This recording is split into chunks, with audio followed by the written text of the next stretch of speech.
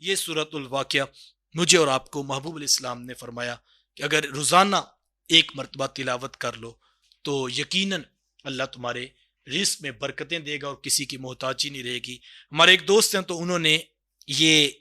کہتے میرے ذہن میں یہ خیال آیا کہ یہ کہا گیا ہے کہ تم یہ سورت پڑھو تو اس سے تمہاری محتاجی ختم ہو جائے گی، تمہارا قرض ختم ہو جائے گا، برکت دی جائے گی، تمہارے گھروں میں خوشحالی آ جائے گی۔ تو وہ کہتے کہ میں نے کہا کہ چلو میں اس کا ترجمہ پڑھ کر دیکھتا ہوں۔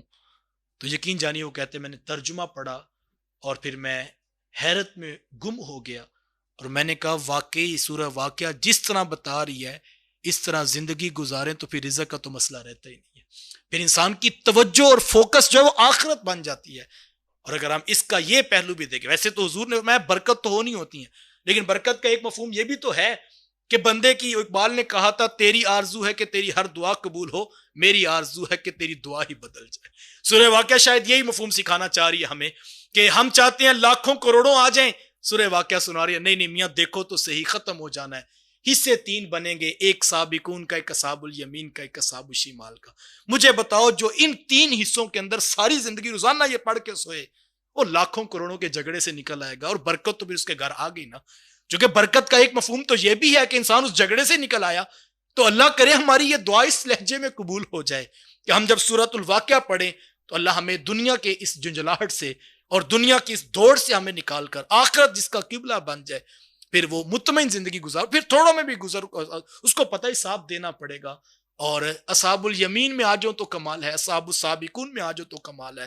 اور اگر خدا نہ خواستہ کسی اور طرف چلا گیا تو پھر تو زوال ہے۔ جو روزانہ یہ ایک بار پڑھ کے سوئے، مجھے بتاؤ یار ایک ماہ وہ وظیفہ پڑھے،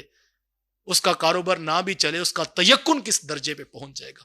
پھر وہ ان چیزوں سے جب وہ نکل آئے گا۔ اور یہی شاید ایک مفہوم اگر ہم مانیں حدیث کا جو بتایا گیا، خوشحالی آ جائے۔ اگر ماں نے بھی پڑھی ہوئی ہے، بیٹے نے بھی پڑھی ہوئی ہے، گھر والی نے بھی یہ حدیث پڑھی ہوئی ہے، اور یہ آیت، یہ سورت روزانہ پورے گھر والے پڑھ کے سوتے ہیں۔